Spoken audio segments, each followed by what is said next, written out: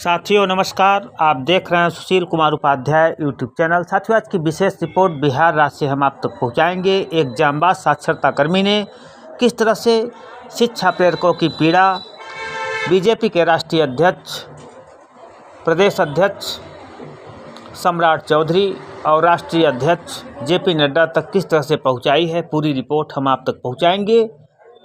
जैसे ही प्रधानमंत्री और प्रदेश कार्यालय से फ़ोन आया, शिक्षा प्रेरकों का दर्द उनके सामने किस तरह से उभरा, किस तरह से एक जांबाज साक्षरता कर्मी ने अपनी बात को माननीय भारतीय जनता पार्टी के राष्ट्रीय अध्यक्ष जेपी नड्डा और प्रदेश के प्रदेश अध्यक्ष सम्राट चौधरी तक अपनी पीड़ा पहुंचाई और कहा कि सरकार बेरोजगारी, रोजगार, स्वास्थ्य की बात करती है तो क्यों देश के 5.5 लाख साक्षरता कर्मियों को बाहर कर दिया गया।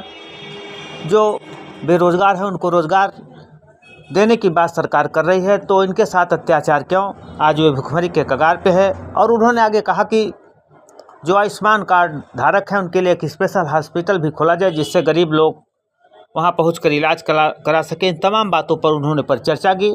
तो साथियों पूरी रिपोर्ट की तरफ हम आपको ले चल रहे हैं। किस तरह से शिक्षा प्रेरकों, बेरोजगारों की आवाज़ आज भारतीय जनता पार्टी के प्रदेश अध्यक्ष और राष्ट्रीय अध्यक्ष तक पहुंचाई गई है। पूरी रिपोर्ट देखें और कमेंट के माध्यम से अपना राय जरूर देखें। पूरी रिपोर्ट बिहार का एक जांबाज साक्षरता कर्मी किस तरह से देश के 5.5 लाख साक्षरता कर्मियों की पीड़ा को भारतीय जनता पार्टी के उच्च शिखर तक पहुंचाने का काम कर रहा है और कमेंट के माध्यम से अपनी राय देखें। पूरी report Sushil Kumar Upadhyay YouTube channel के साथ देखें पूरी रिपोर्ट और कमेंट करें।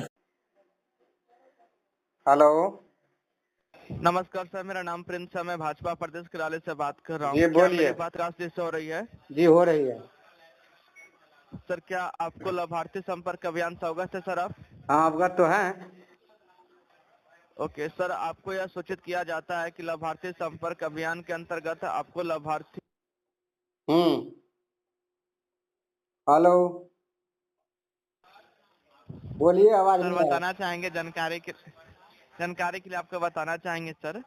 आपको यह सूचित किया जाता है कि लाभार्थी संपर्क अभियान के अंतर्गत आपको लाभार्थी से संपर्क कर उसकी रिपोर्टिंग सरल ऐप के माध्यम से करनी है। इसका एक्सेस आपको दिया जा चुका है सर। तुरंत अपने प्ले स्टोर पे जाकर सरल ऐप को अपने मोबाइल में से डाउनलोड कर ले। और आप सभी लोगों को यह सूचित किया जाता है कि माननीय प्रदेश अध्यक्ष श्री सम्राट चौधरी जी एवं माननीय संगठन महामंत्री श्री भिक्खू भाई दलसनिया जी के आदेशानुसार होली के पर्व पर दिनांक 24, 25 एवं 26 मार्च 2024 को संपूर्ण बिहार प्रदेश में विशेष होली लाभार्थी महा जनसंपर्क अभियान होना सुनिश्चित किया गया है सर। और होली पर्व पर हर कार्यकर्ता को अपने गृह जिले में एवं गृह बूथ पर लाभार्थी से सरल ऐप के माध्यम से संपर्क कर गुलाल लगाकर मोदी जी के तरफ से प्रणाम कर होली के हार्दिक शुभकामनाएं देनी है। तो क्या आप कल लाभार्थी से मिलने जाएंगे सर? मिलने जाएंगे। आपको सर्वे और यहाँ का जो दिक्कत होता है वो भी सुनने के लिए, आपको नोट करने के लिए कहा कि नहीं कहा है?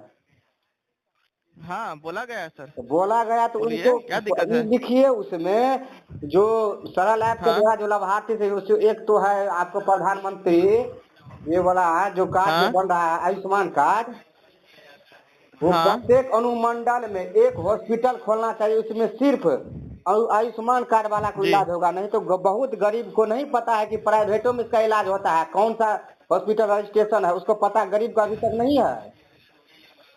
अच्छा, नोट कर लीजिए, जो प्रत्येक अनुमंडल नहीं होगा प्रखंड, अनुमंडल स्तर पर एक हॉस्पिटल खोलना चाहिए। उसमें सिर्फ आयुष्मान कार्ड वाला को इलाज होना चाहिए। ठीक है जी सर। दूसरा पॉइंट लिखिए। दूसरा पॉइंट है, देखिए वोट देना नहीं देना वो कोई अलग बात है। आप भी है कम से कम बेरोजगारी दूर करे। बेरोजगारी देश में बढ़ रहा है बहुत, और बेरोजगारी के कारण है इतना क्राइम और इतना जो होता है। पढ़े लिखे आदमी कर रहा है, क्राइम कर रहा है। इसलिए बेरोजगारी कम से कम आप लोग रिक्वेस्ट है जो लिख लीजिए बेरोजगारी दूर करने के लिए। ठीक है।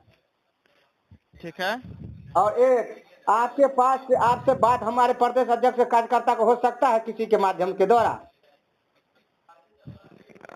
सर मैं आपकी बात को आगे तक पहुंचा सकता हूं सर, बात तो नहीं कर पाएंगे सर। लिखिए, एक और कंप्लेन लिखिए। हाँ। भारत सरकार के द्वारा 2011 में प्रौढ़ शिक्षा चलाया गया था पूरे भारत में। उसमें आपको हाँ। 5.5 लाख कर्मी रोजगार में थे। हाँ। और इसको बिना सूचना के 2018 में स्कीम को भारत सरकार बंद कर दिए हैं, जिसमें 5.5 लाख कर्मी बेरोजगार हो गए हैं। जी सर। उसको प्रेरक के नाम से जाने जाते साक्षर भारत मिशन चला रहे थे भारत सरकार। वो 2011 से चल रहा था। 7 वर्ष काम करने के बाद उन लोगों को बिना सूचना के द्वारा हटा दिया गया है। उसको कोई विभाग में समायोजन किया जाए। उन लोगों का भूखमरी की स्थिति बना हुआ है। और ये बात आपको केंद्र सरकार तक जाना चाहिए। केंद्र प्रायोजित कार्यक्रम था। जी जी जी।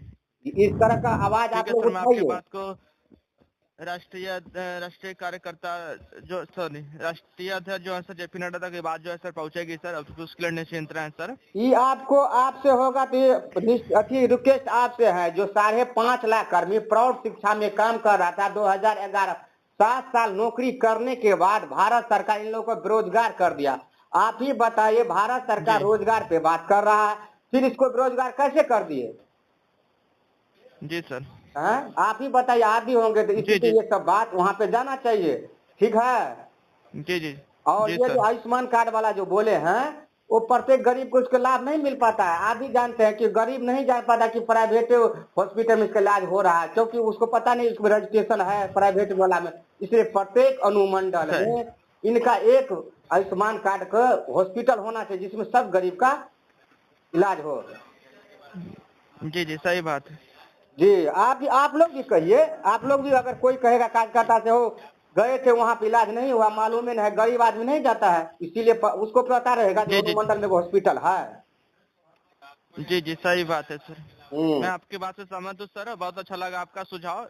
मैं आपकी फीडबैक को आगे तक जरूर पहुँचाऊंगा। राष्ट्रीय अध्यक्ष तक कहिए दीजिएगा। ये जो प्रेरक नाम से जो जाने जाते थे जेपी नड्डा जी को ये लिख दीजिए। प्रौढ़ शिक्षा जो साक्षर भारत मिशन चल रहा था जी, उसको आप नहीं कहे, जो प्रदेश राष्ट्रीय अध्यक्ष जेपी जगत प्रसाद नड्डा जी है ना।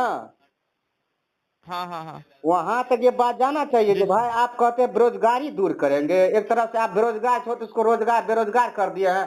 कैसे ये बात वो जाकर केंद्र सरकार तक जाना चाहिए। जो प्रेरक नाम से जाने जाते थे 7 साल नौकरी करने के बाद अब उसको कहते उसका बाल बच्चा क्या स्थिति है, क्या गुजर रहा है।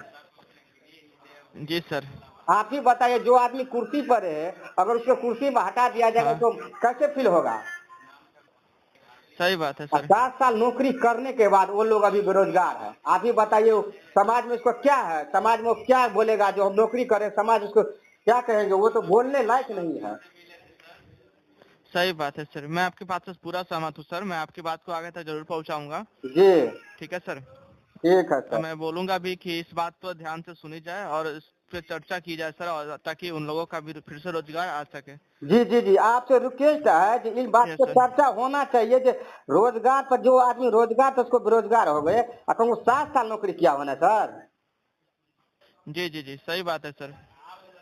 चलिए, मैं आपकी बात को जरूर आगे तक पहुँचाऊंगा सर। उसके लिए आपको धन्यवाद है कि सर आप सरल जी जी सर, आपसे निवेदन है कि आप सरल ऐप के माध्यम से लाभार्थी संपर्क रिपोर्टिंग कर अथवा कागज पर कर संपर्क कर रहे थे सर। आप संपर्क करने के लिए लाभार्थी की पूर्ण सूची प्रदेश कार्यालय के नंबर है सर 90 31 83 14 16 पर स्पष्ट